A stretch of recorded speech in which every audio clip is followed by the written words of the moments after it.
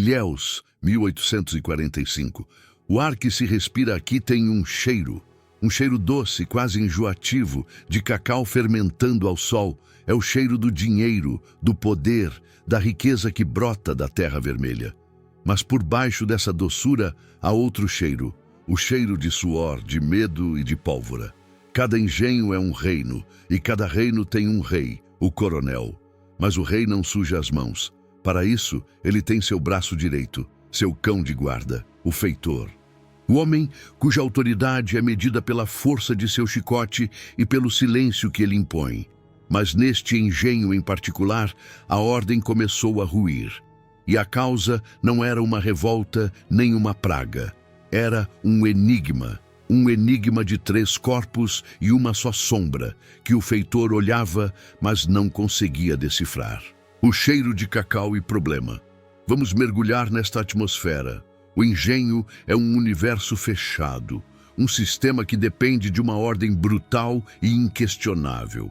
No topo, o coronel, uma figura distante. Na base, os escravizados, a força motriz. E entre eles, o feitor. Ele é a engrenagem que faz a máquina funcionar. Sua função é garantir a produtividade através do controle. E o controle, para ele, é sinônimo de previsibilidade. Ele precisa saber tudo o que acontece, quem trabalha, quem descansa, quem obedece, quem desafia. Qualquer coisa que quebre essa previsibilidade é um problema, uma ameaça. E o problema apareceu, não como um motim, mas como uma anomalia silenciosa. 3 irmãs, talvez trigêmeas, talvez apenas irmãs de uma semelhança impressionante. Elas se moviam com uma sincronia que era quase sobrenatural. Terminavam a frase uma da outra. Compartilhavam olhares que pareciam transmitir pensamentos inteiros. Para os outros escravizados, elas eram uma curiosidade, talvez uma bênção, uma força.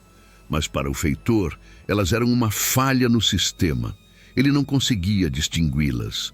Mandava uma buscar água e outra voltava. Dava uma ordem a uma e via a mesma, ou quem ele pensava ser a mesma, em outro lugar segundos depois. Elas eram um desafio constante à sua percepção, à sua autoridade. Ele tentava observá-las, entendê-las, mas era como tentar segurar a água com as mãos. Elas eram 3 e ao mesmo tempo eram uma. E essa unidade, essa identidade fluida e indecifrável, começou a corroer a certeza do feitor. Ele ainda não sabia, mas o cheiro de problema que sentia no ar não vinha do cacau. Vinha do poder contido naqueles 3 corpos que se recusavam a ser apenas um. O poder do espelho, a vantagem das trigêmeas. Para entender a guerra que estava prestes a começar, precisamos primeiro analisar a principal arma das irmãs. Uma arma que elas não escolheram, mas que aprenderam a usar com uma maestria assustadora.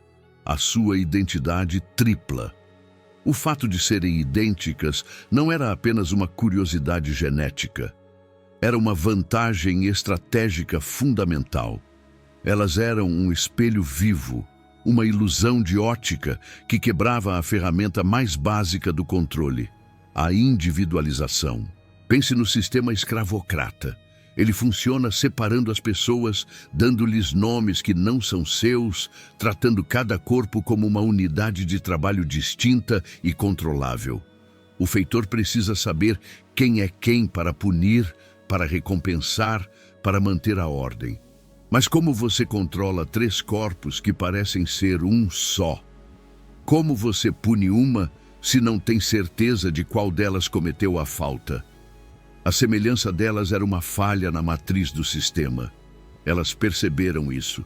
Com uma inteligência intuitiva, elas transformaram o acaso da natureza em um plano. Elas eram 3 corpos, mas agiam como uma única consciência. Uma via algo, e as 3 sabiam. Uma aprendia uma informação, e as 3 a possuíam. Elas podiam estar em lugares diferentes ao mesmo tempo, criando álibis perfeitos.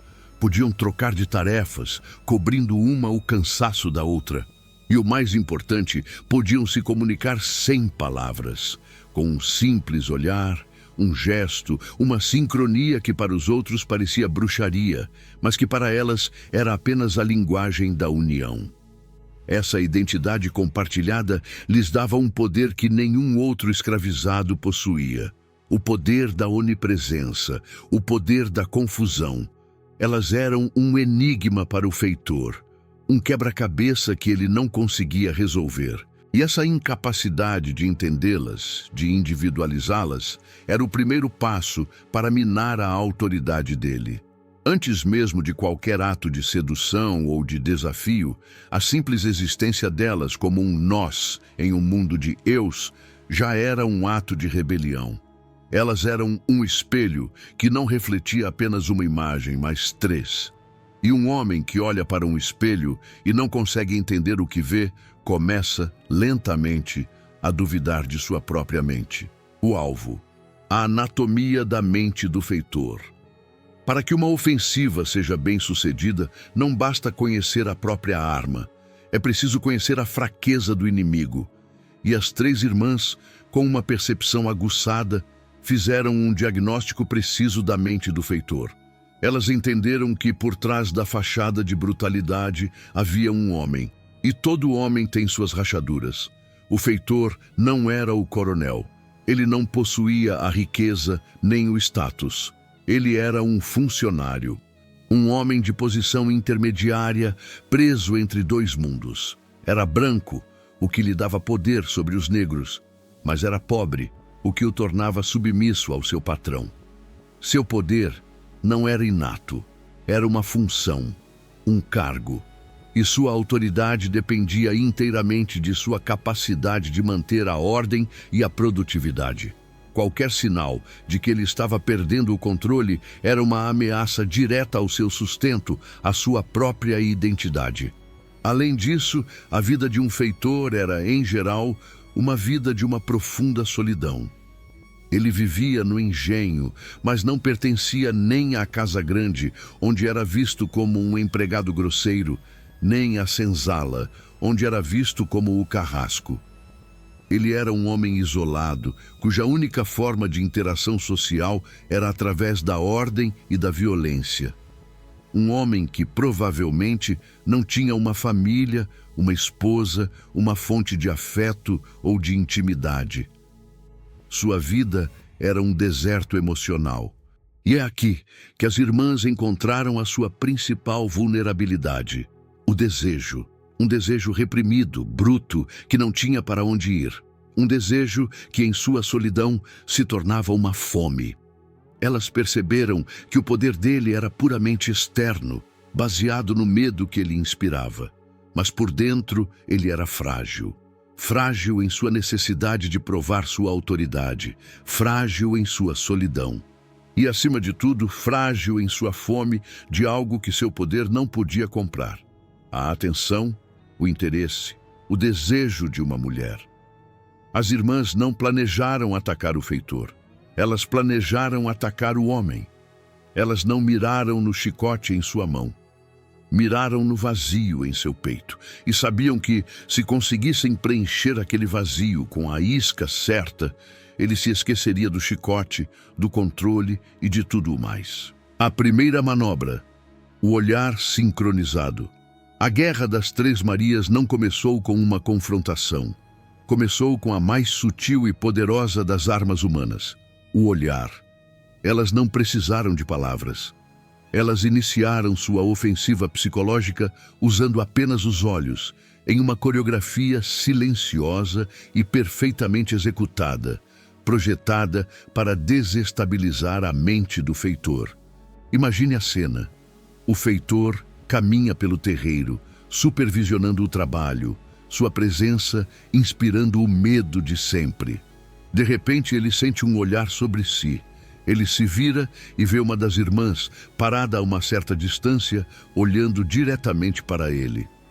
Não é um olhar de medo ou de submissão, como os que ele está acostumado. É um olhar direto, curioso, talvez com um leve traço de desafio ou de divertimento. Ele franze a testa, incomodado, e continua a andar.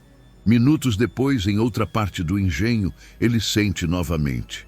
a mesma sensação. Ele se vira e lá está ela de novo.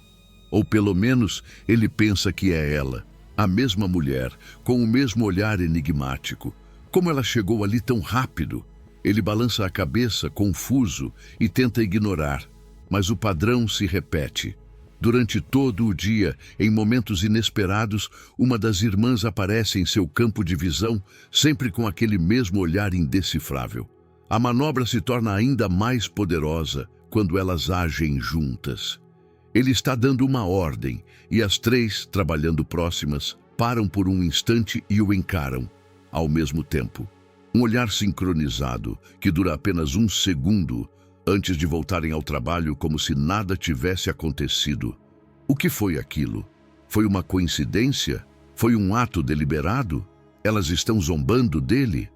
A mente dele, acostumada a uma realidade de causa e efeito, de ordem e obediência, começa a encontrar falhas. Esse jogo de olhares é a primeira fase do ataque. É projetado para quebrar a certeza dele, para plantar a semente da dúvida. Ele começa a questionar sua própria percepção. Eu vi o que eu vi ou estou imaginando coisas? Elas não o ameaçam, não o desobedecem abertamente, elas apenas o observam. E essa observação constante, coordenada e silenciosa, começa a corroer a sua autoridade de dentro para fora. Ele não é mais apenas o observador, ele se tornou o observado, e essa inversão de papéis é o primeiro passo para a sua queda. A segunda manobra, a sedução pelo contraste. Uma vez que a mente do feitor já estava desestabilizada pelo jogo de olhares, as três Marias iniciaram a segunda fase de sua ofensiva. Uma fase mais direta, mais perigosa, que visava não apenas confundi-lo, mas cativá-lo. Elas começaram a usar suas personalidades reais, ou talvez cuidadosamente performadas, para criar um quebra-cabeça de desejo que ele seria incapaz de resolver. Elas o seduziram pelo contraste. Elas não agiam mais como uma unidade idêntica. Elas se diferenciaram. Uma delas, vamos chamá-la de Maria da Graça, assumiu o papel da doce. Era ela quem sorria para o feitor, quem baixava os olhos com uma falsa timidez, quem demonstrava uma fragilidade que convidava à proteção. Ela era a isca suave, a promessa de um afeto que ele jamais teve. Quando ele estava por perto, ela cantava uma melodia triste, deixava um lenço cair acidentalmente. Pequenos gestos que alimentavam a fantasia dele de ser um salvador, um homem desejado. A segunda, Maria da Fúria, era o oposto, era a arisca.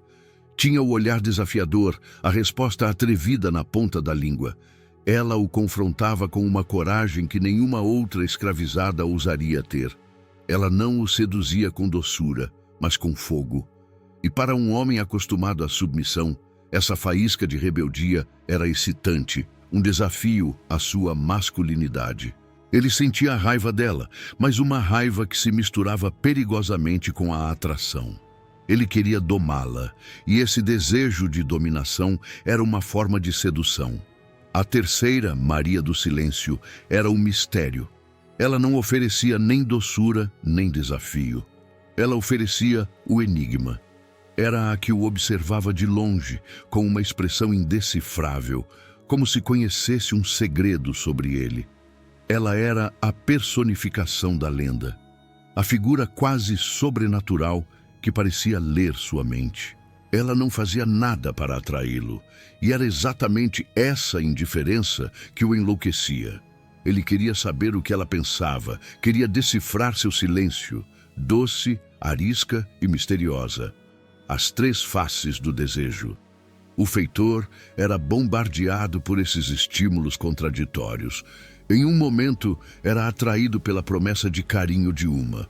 No outro, era desafiado pela rebeldia da segunda. E o tempo todo, era assombrado pelo mistério da terceira. Ele não estava mais lidando com três escravizadas. Estava lidando com a personificação de todas as suas fantasias e frustrações. E preso nessa teia de emoções conflitantes, ele começou a perder o foco, A obsessão pelo controle dando lugar a uma nova obsessão, a de possuir o impossível. A terceira manobra, o isolamento do poder. Enquanto o feitor estava cada vez mais enredado na teia psicológica tecida pelas Três Marias, elas iniciaram, em paralelo, a terceira e talvez mais brilhante fase de seu plano, o isolamento estratégico de sua autoridade. Elas entenderam que o poder de um homem como o feitor não dependia apenas do chicote, mas também da informação e da lealdade, mesmo que forçada, de seus subordinados. E elas atacaram exatamente aí. A ofensiva começou de forma sutil.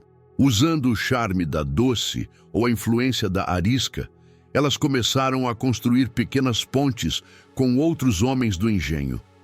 Não apenas os escravizados, mas também os trabalhadores livres de posição inferior, como os capatazes ou os artesãos. Elas ofereciam uma palavra gentil, um sorriso, uma informação útil sobre o humor do feitor. Pequenos gestos que, em um ambiente de opressão, criavam laços de simpatia e de confiança. Com o tempo, elas transformaram essa simpatia em uma rede de informações.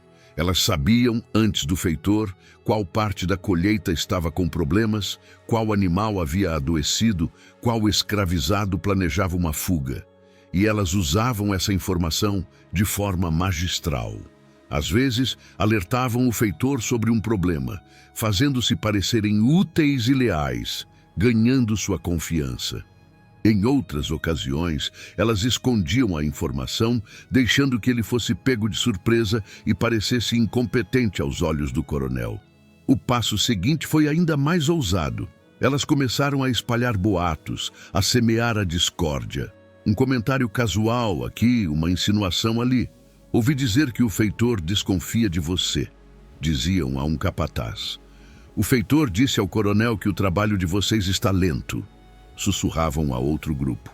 Elas criaram uma atmosfera de paranoia, onde ninguém mais confiava no feitor. Seus olhos e ouvidos no campo, os outros trabalhadores que antes o informavam por medo, agora se calavam ou o enganavam. O resultado foi devastador. O feitor, que antes tinha o controle total, agora estava cego e surdo.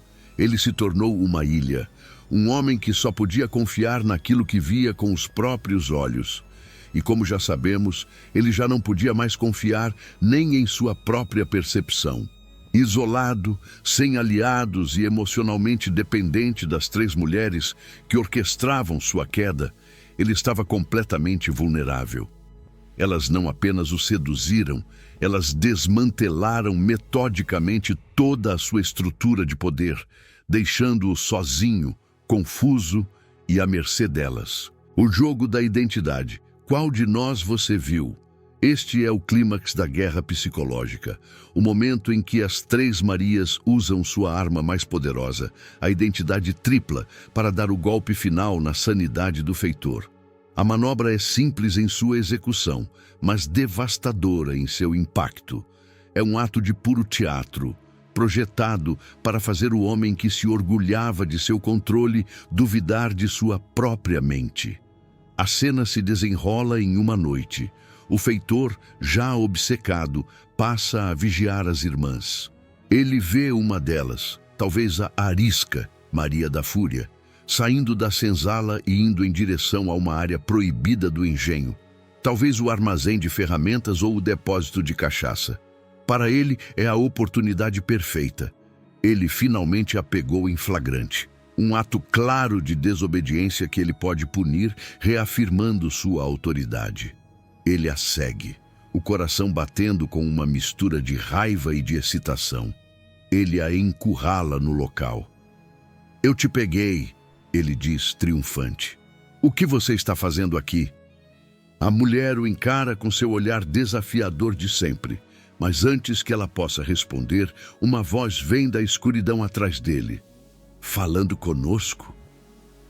Ele se vira, atordoado, e vê as outras duas irmãs, a doce e a misteriosa, paradas na entrada, com expressões de inocente confusão. "Estávamos apenas voltando da casa grande, senhor", diz Maria da Graça com sua voz suave. O feitor fica paralisado. Sua mente entra em curto-circuito. Ele olha para a mulher que encurralou, depois para as duas que estão na porta. São idênticas. Ele tinha certeza absoluta de que havia seguido apenas uma. Como as três poderiam estar ali? Aqui ele seguiu-se junto às outras e as três o encaram. Um trio perfeito de inocência questionadora. "O senhor está se sentindo bem?" pergunta uma delas. "Qual de nós o senhor acha que viu?" Essa pergunta é a chave que vira na fechadura de sua mente. A certeza se desfaz. A realidade se dobra. Ele não tem mais como saber o que é real e o que é uma ilusão. Elas o derrotaram não com força, mas com a lógica. Apresentaram a ele um paradoxo que sua mente não consegue processar. Naquele momento, ele não é mais o feitor, o homem no controle. Ele é a vítima de uma peça, de uma ilusão de ótica que ele não pode desvendar.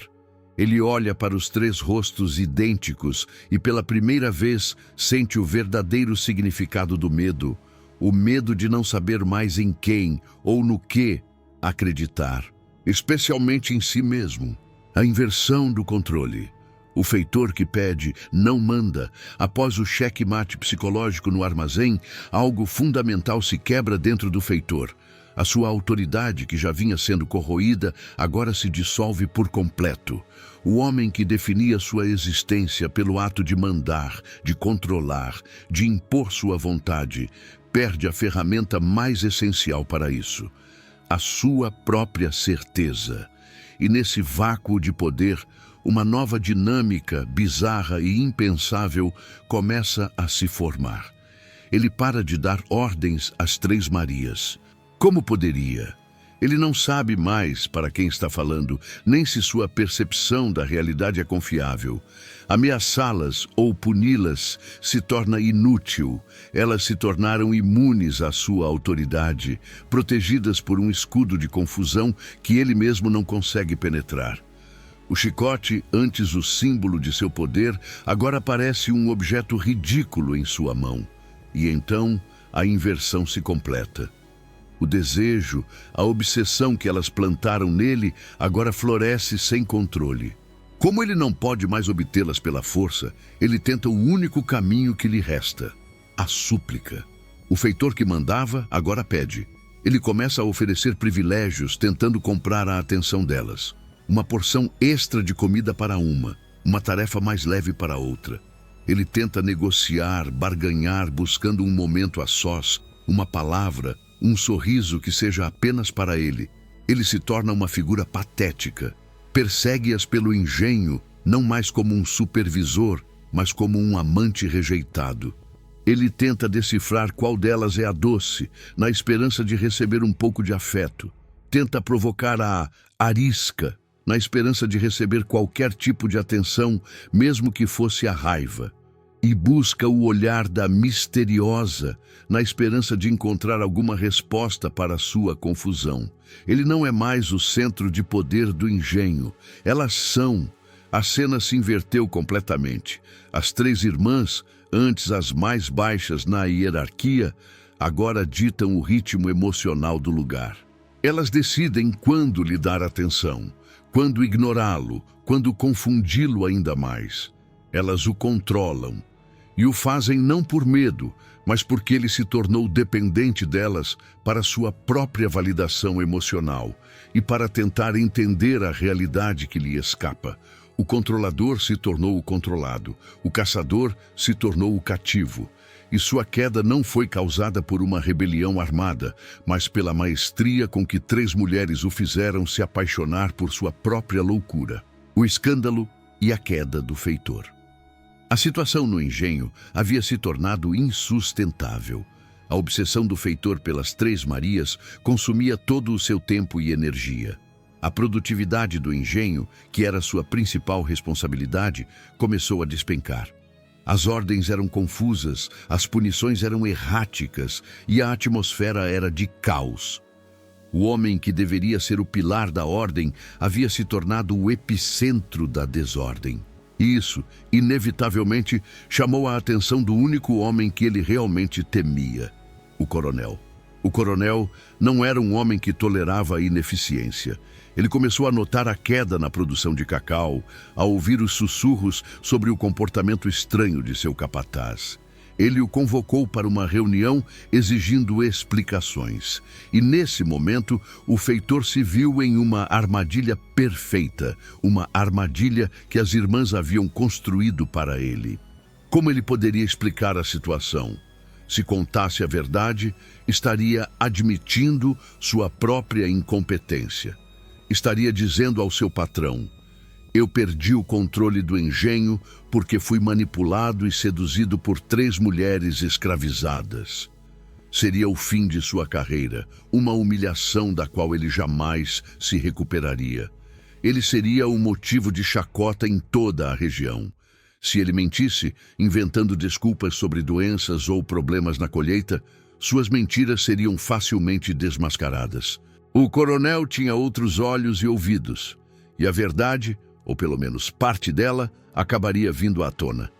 Preso em sua própria teia, sem ter como justificar o caos que ele mesmo permitiu, o feitor desmoronou. A queda dele pode ter vindo de várias formas. Talvez ele tenha tido um surto de raiva na frente do coronel, selando seu destino. Talvez tenha sido demitido sumariamente por sua incompetência. Ou em uma versão mais dramática da lenda, talvez ele mesmo, em um ato final de desespero e loucura, tenha confessado sua obsessão, sendo arrastado para fora do engenho como um louco. O que importa é o resultado. O feitor, o homem que representava a ordem e a força do sistema, foi quebrado. E ele não foi quebrado por uma revolta armada, por um ataque ou por uma conspiração política. Ele foi derrubado por um jogo psicológico, uma ofensiva de desejo e confusão orquestrada por 3 mulheres que o sistema considerava insignificantes. A vitória delas estava completa. Elas não precisaram levantar um dedo contra ele. Apenas o observaram, o seduziram, o confundiram e, no final, assistiram enquanto ele se destruía. O preço da vitória, o destino das 3 Marias. A queda do feitor foi a vitória inquestionável das 3 Marias. Elas, usando apenas sua inteligência, união e seus corpos como armas, desmantelaram a autoridade do homem que as oprimia. Foi um ato de resistência brilhante, mas em um sistema como o da escravidão, toda vitória tem um preço. E o destino final das irmãs é a parte mais ambígua e talvez a mais trágica de sua lenda. O que aconteceu com elas depois que o feitor foi removido? A história se divide em sussurros, em diferentes versões, cada uma revelando uma faceta da complexa realidade em que viviam. Uma versão, a mais otimista, diz que a lenda delas se tornou tão poderosa que elas se tornaram intocáveis. O coronel, ao saber da história, teria ficado mais divertido do que irritado com a engenhosidade das 3 mulheres que conseguiram enlouquecer seu capataz. Vendo-as como um ativo único, ele as teria mantido no engenho, talvez em posições de mais privilégio na Casa Grande, onde sua beleza e sua fama se tornaram uma espécie de troféu exótico para ele. Nessa versão, elas ganharam uma sobrevida, uma paz relativa, protegidas por sua própria notoriedade. Outra versão, mais cínica e talvez mais realista, sugere que o coronel, ao perceber o poder de desestabilização que elas possuíam, viu-as como uma ameaça que precisava ser neutralizada. Nessa narrativa, ele não as puniu com violência, o que apenas alimentaria a lenda. Ele as separou. Vendeu cada uma para um engenho diferente, em províncias distantes. Essa foi a punição mais inteligente e cruel. Ao quebrar a unidade delas, ele destruiu a fonte de seu poder. Sozinhas, elas não eram mais as 3 Marias. Eram apenas 3 mulheres escravizadas, isoladas e vulneráveis novamente. E há uma terceira versão, a mais sombria. Nela, o coronel, ou talvez um novo feitor, decide que o exemplo delas era perigoso demais e, discretamente, sem alarde, Elas desaparecem, vendidas para as minas, para os confins do império ou simplesmente eliminadas. Um fim silencioso para uma história que foi barulhenta demais. Qualquer que tenha sido o destino delas, ele nos ensina a lição final sobre a natureza de sua luta. Elas venceram uma batalha, mas não podiam vencer a guerra. Elas podiam derrotar um homem, o feitor, mas não podiam derrotar o sistema que o colocou ali. Sua vitória, por mais brilhante que tenha sido, foi temporária e confinada aos limites do engenho.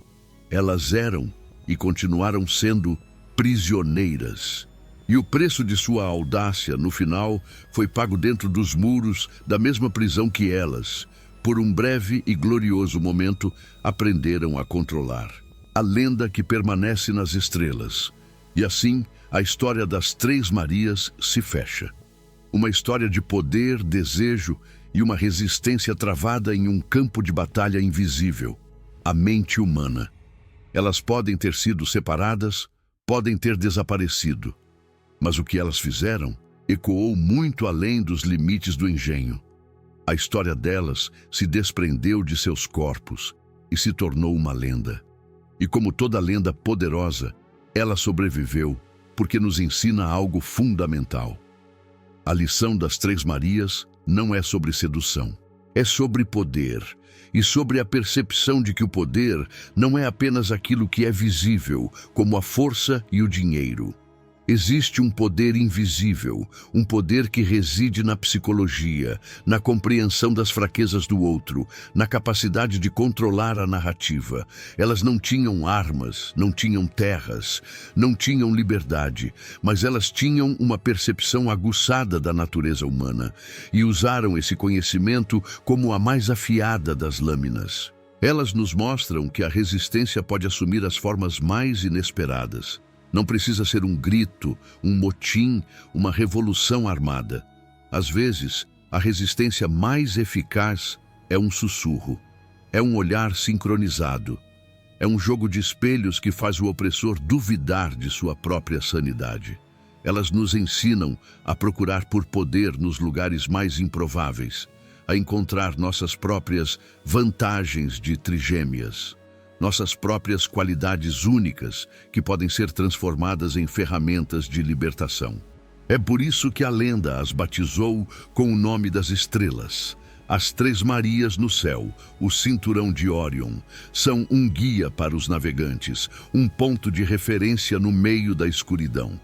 E a história das Três Irmãs se tornou isso, um ponto de referência em nossa cultura. Um lembrete de que, mesmo na noite mais escura da opressão, a inteligência, a união e a coragem podem criar uma luz própria. Uma luz que talvez não seja forte o suficiente para acabar com a noite, mas que é brilhante o suficiente para mostrar um caminho. E para nos lembrar que a história, como o céu, está cheia de estrelas que só podemos ver quando paramos para olhar com atenção.